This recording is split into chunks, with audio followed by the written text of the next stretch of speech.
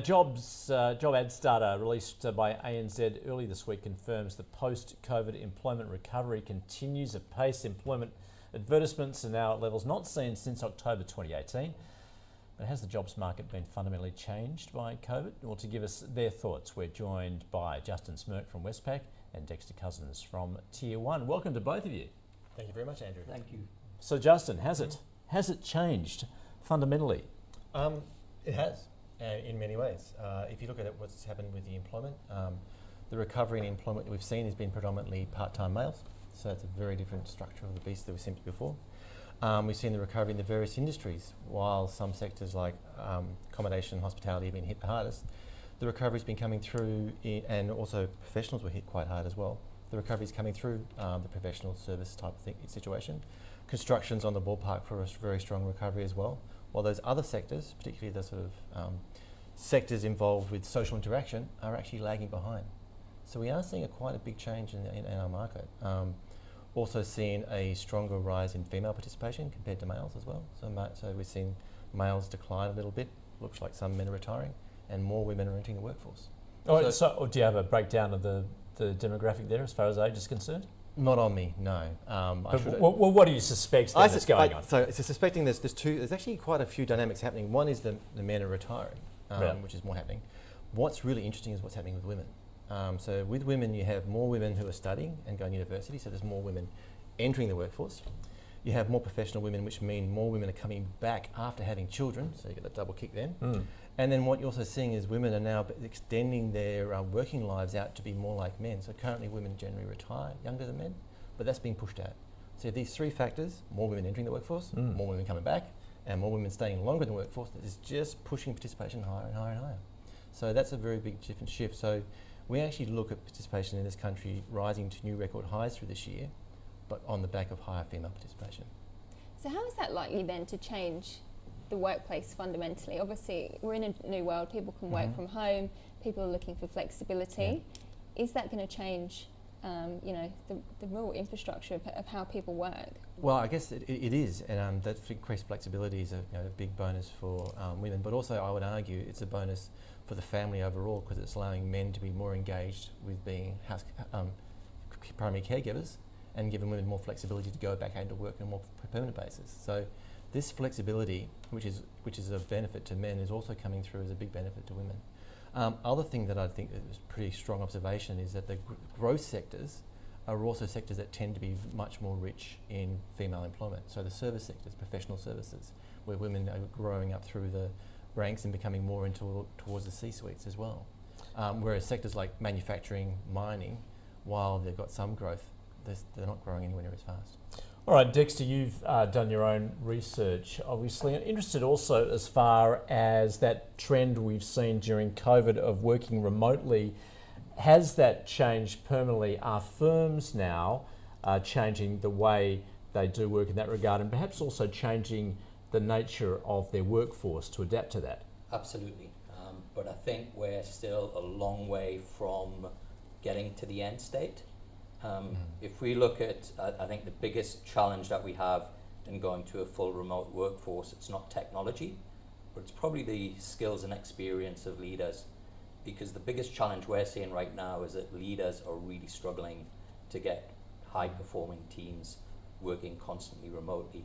And if you can imagine, if you get 30 minutes with your people on a Skype call every week, and you've been accustomed to spending 5 days per week with them, it's very difficult to pick up those little nuances. The other thing that we're hearing as well is that we're starting to see dips in performance. And those serendipitous moments where you've got a team together and something happens, I think we're just starting to see now the real challenges that are coming from working remotely and how we then create new environments to actually get teams to perform better. So when you say performance, as in productivity, you think is down? Yeah. Because that's been the big question mark, hasn't it, as just to how productivity has gone during the course of the pandemic, whether people are more productive at home or not. I think there's another challenge as well, which is what is productivity? And task-related roles, it's really easy to measure productivity. But what we're seeing is, particularly in the professional side, particularly in fintech, particularly in startups, it's really about results. And it's very difficult to be able to measure outcomes and results when you've got a remote team. It's much easier to do it when you can see everybody performing together. Yeah, and I think Dexter's raising a very valid point, because just on a personal note from our experience, we're all working pretty much 50% remotely now. We have 2 graduates. It's really interesting how you bring graduates on board to make them part of the team, impart the knowledge that you have through the normal osmotic process that Dexter's talking about. We're all in a room chatting. It may sound a bit odd, but I think of like the work I do as an economist is quite often a creative process, in that you're trying to think of different outside the box thoughts. Yeah. And sometimes it's just that random conversation where you have talking rubbish amongst your friends about just ideas, and then all of a sudden something from that comes. So. And of course there'll be a segregation now between sectors, right? So, as an economist, you have to work from an office. For the service sector, you're still going in. So is there going to be a divergence, do you think? I do. I can see that sort of evolving now about which sectors will be working remotely, who will have the benefit of being able to base themselves, say, 2-3 days a week, an hour out of the city or 2 hours out of the city, and those who have to commute every single day. I mean, I'm sure Dexter's seeing that. Yeah, and look, it's not just sectors, but it's actually within businesses. So we've done a lot of research surveys around people's thoughts on working from home, and it's been really clear there's a stark contrast. So if you ask an engineer, developer, technician, if they can work 100% from home, they're going to do it. But other roles like sales, operations, customer service, HR, legal, these are roles where, as Justin said, you kind of need to be around other people. And so whether that's 2 to 3 days per week in the office, or whether that's kind of a flexible arrangement, I think we're going to see this kind of further distinction around what are the roles that can be done fully remote, and those that you actually need to have some physical presence. Dexter, can I come back to the demographic question? What are hiring managers looking for at the moment? Is it flexibility? And if it is there a particular worker they're looking for? Yeah, it's a great question. Look, we find more and more that the demand isn't around experience, but around what kind of results you've got. And so people really want to see proven capability of delivering in what are very, chaotic and fast-moving environments. I think the biggest issue that I see, or the biggest threat that I see, is that those workers that can work fully remote, we're actually seeing a lot of businesses coming and entering from overseas who are working with the big banks, providing tech talent who are based in India and Eastern Europe, and they're doing it at a fraction of the cost of what tech talent here in Australia can, and they're more experienced. So the question I've got is that if your job can be done fully remote, that means it can be done anywhere in the world. Yeah. And are we going to see some real impacts on the job market that are, the kind of byproduct of what we're seeing now? What is the recruiter's part to play in all of this? Well, it's interesting you talk about the jobs data. So we do research on job adverts for fintech, and when I contrasted last year's figures to this year's, we're actually down 20% on February from 2020 to this year.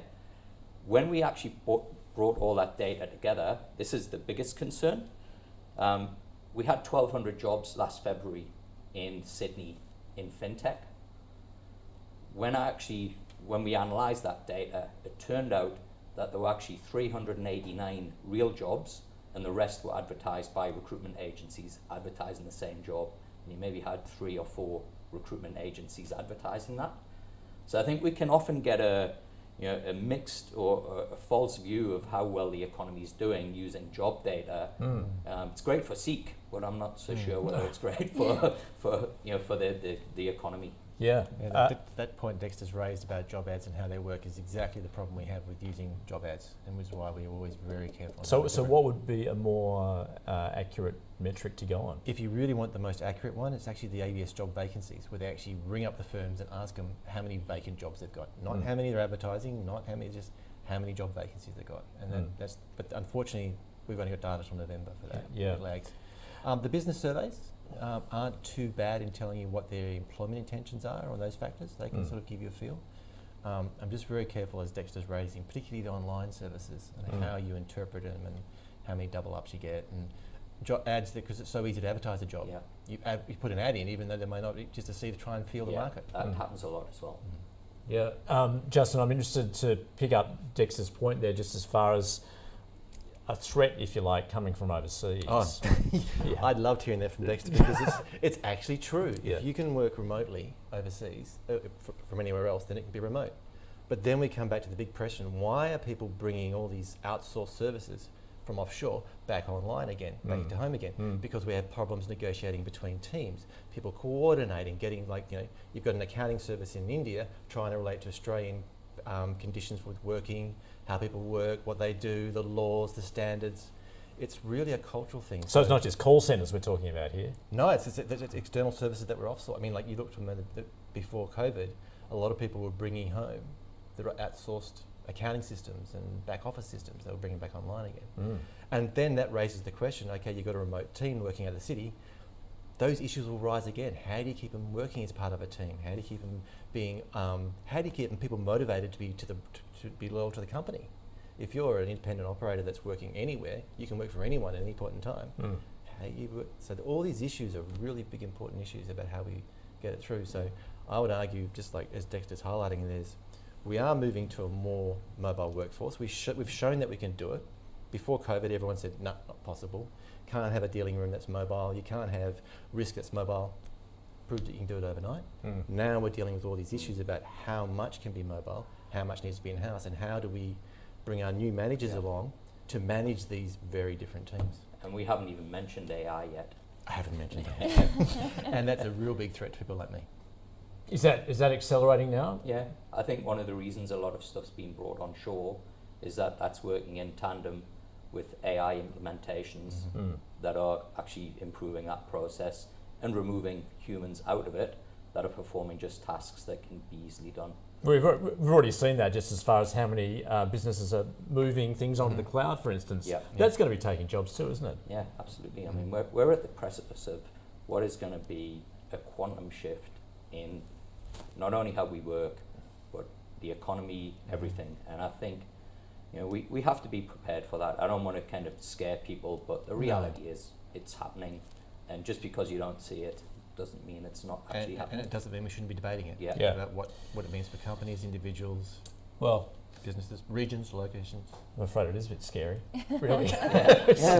But on a positive note, we've had our biggest month ever in 5 years of business. Yep. The job market is going well, but it's just, whether it's just a false dawn and it's pent-up demand. Yep. All right, Dexter, great to get your view from Tier 1, and Justin, as always, from Westpac. Thanks very much. Thank you very much. Thank you.